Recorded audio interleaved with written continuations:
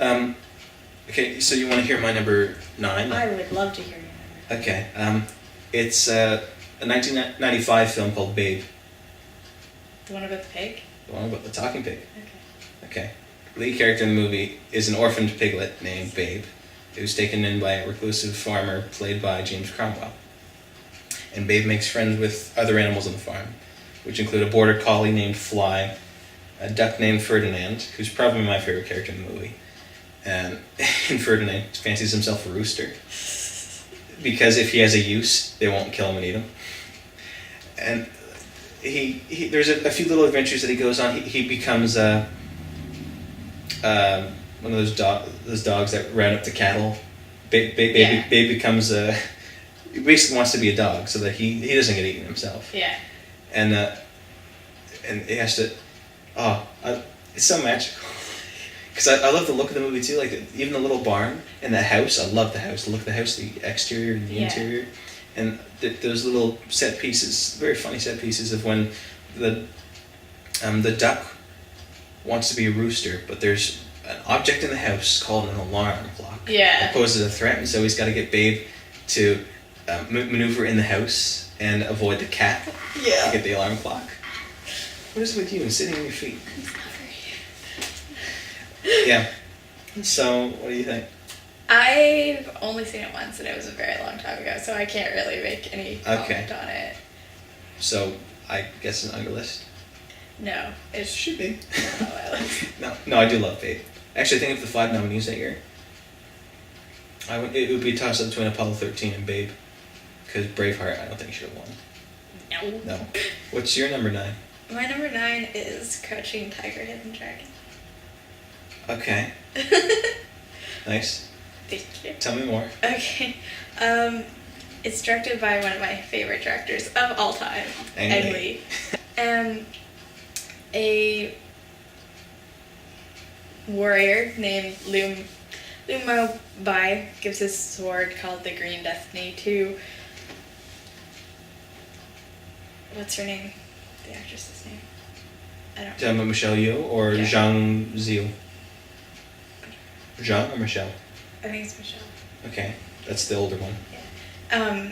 Who is to deliver it to a friend of Lu Mu Bai's, because he feels that the sword has too many memories. And Lu Shu Lin, who I believe is Michelle Yeoh, delivers it, and while she's staying at this place, she meets a princess who is going to be given away to an arranged marriage, and the sword is stolen. Shenanigans. I use the word shenanigans a lot. I like shenanigans. When you actually run out of things to say about the plot. Yeah. Well, because if I explain it anymore, you basically... Basically, because I remember when you were talking about E.T., you basically have to set up and then say, and shenanigans. Yeah. That could be your trademark line. It's creepy, yeah. And shenanigans. I want to say, this is a great movie.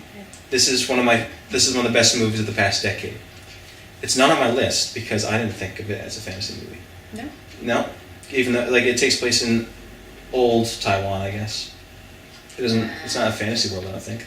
And, I don't think there are enough fantasy... Well, it's fantastic. But I don't think there are enough fantasy elements to qualify as fantasy, other than the fact that they've mastered martial arts to the degree that they can sort of float or defy gravity in ways.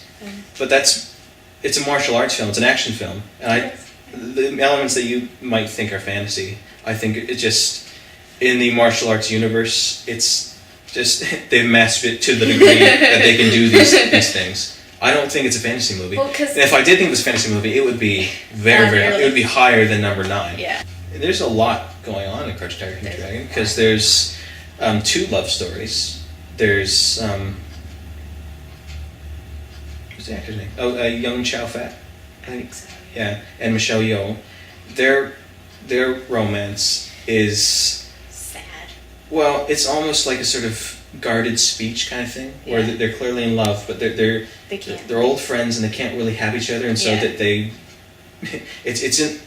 these are great performances because they give it away through Yeah. acting. They don't say things to each other. It's just in the way they come across, or in a glance or something. And there's this princess who's, as you said, in an arranged marriage. And She loves what? Lily. Because I've seen quite a few movies where there's a princess who doesn't want to be, like, doesn't want to have all these responsibilities. Yeah. There's just too much of a free spirit, I guess. And she has a very good performance because she is a free spirit, and she's the one who steals the sword. Yeah. Yeah. And she has a romance with a sort of renegade. What is he? He's not a horse thief. Is he a horse thief? Let's just call him a horse thief. He's a horse. Yeah, just say that. So there's the romance element. The action element, I could watch the action scene. They're so well choreographed. I don't know if it's the same choreographer who did the Matrix films, or at least the first Matrix movie. Because I think so. Yeah. The sword fights are great. Martial arts films. The martial arts Beautiful scenes. movie. Yeah. Which I think we haven't is even just- gotten to the cinematography. Yeah, I think that's just a staple of Ang Lee's movie, though. Cause There's all not one of his movies that doesn't look great. Yeah. That I've seen. I haven't seen Hulk. He does really good wide shots. He anyone can shoot a shot of a tree, Yeah.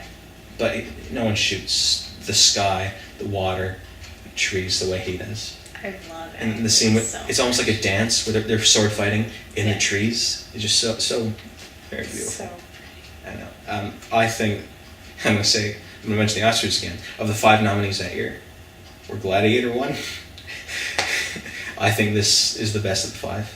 it is the best. Yeah, if I considered a fantasy film, this would be way up there. Yeah, because I do love this movie. I do love it. Yeah.